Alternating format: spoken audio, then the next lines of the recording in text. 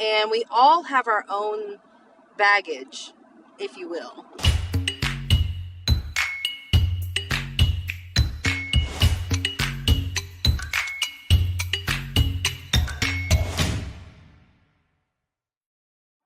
Well, I'm on a drive and I wanted to share some thoughts with you guys.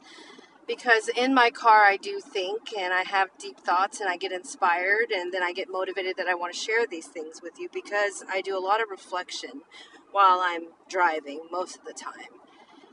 And I wanted to hit on relationships, whether it's friendships, romantic relationships, family relationships, business relationships. It doesn't matter because we are all essentially people and we all have our own baggage, if you will. No one is superior than another. I don't believe that.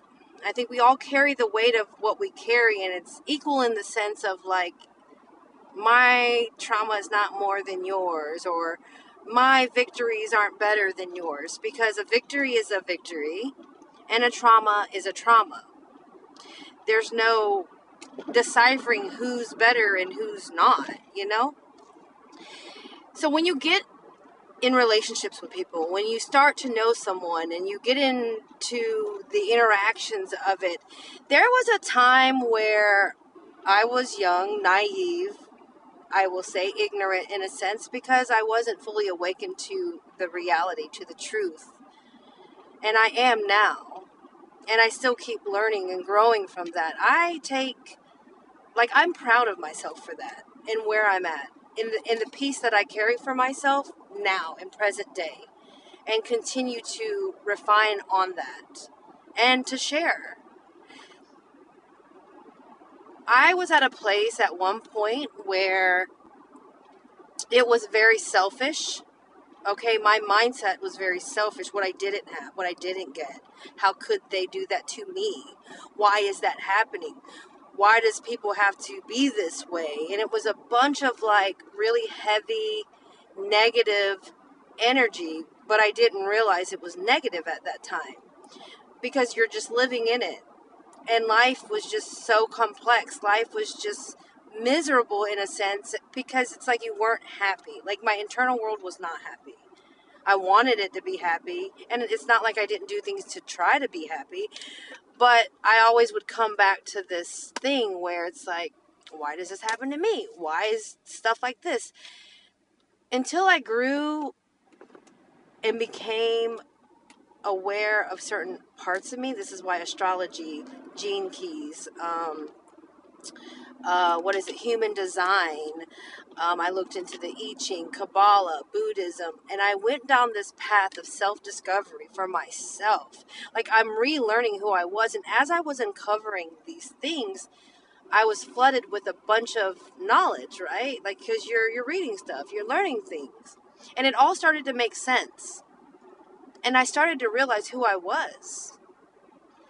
Now, I'm not saying you are those things that you read, especially when I speak about astrology, human design, or whatever, but it does give you tools and information to learn more about you. It just gives you the initiation of, hey, here's a layout. Now you deep dive and you look inside yourself. You introspect.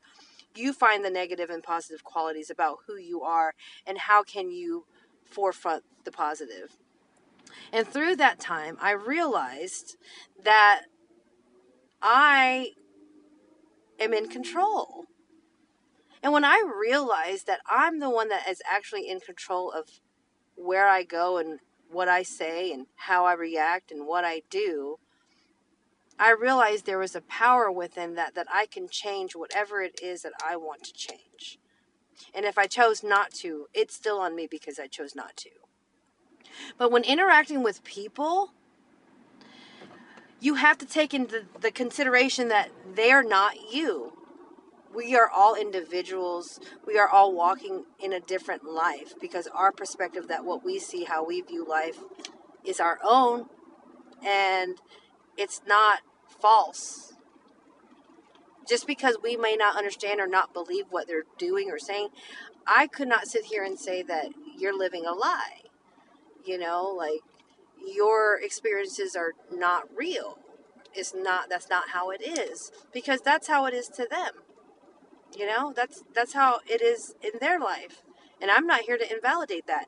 And I feel as though there is a sense of self, because when you work on yourself in that aspect, there is a growth within you that finds a peace. And it's funny how that affects your mind. It affects your mindset. It affects how you perceive the world now. It shifts and it changes because now you understand within yourself and who you are, and you see bigger. It gives you and allows you the forgiveness, and it gives you the grace to give to others.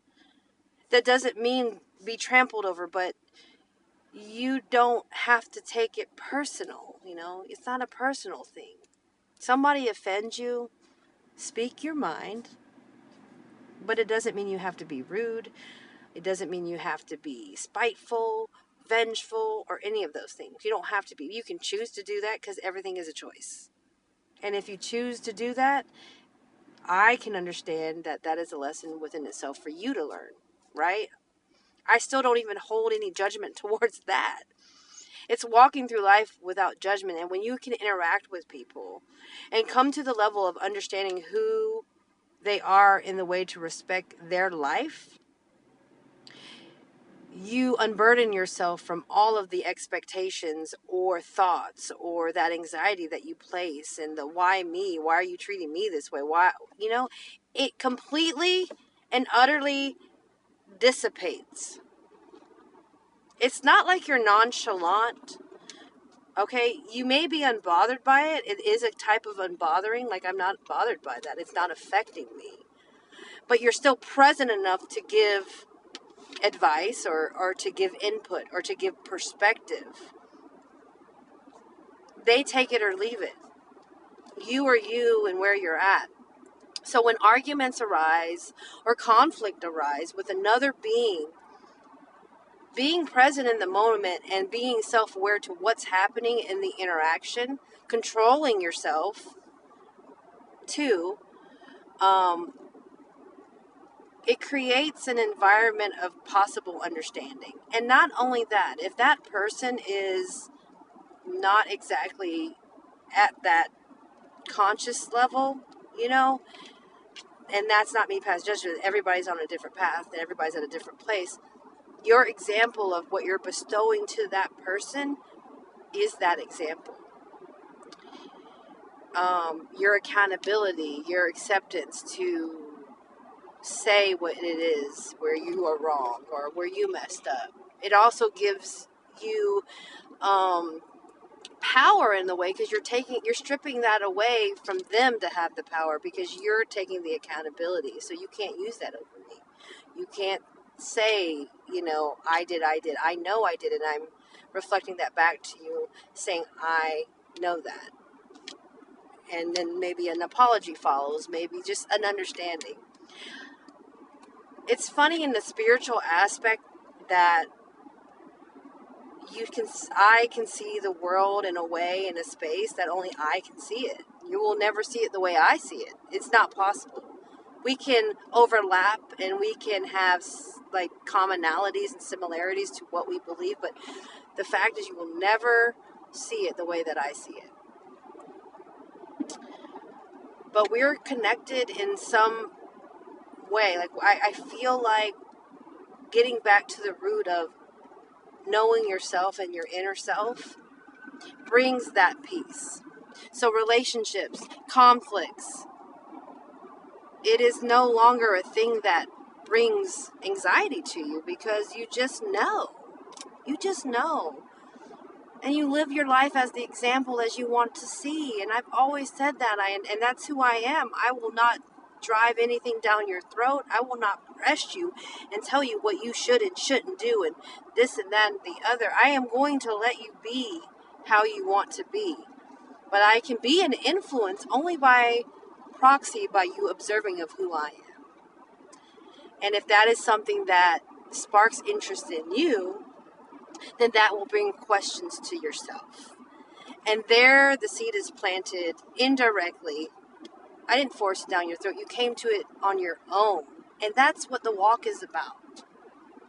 Your own walk. you know? Some of you may get it, some of you may not, and it's okay either way. And maybe this itself is a seed to be planted within you.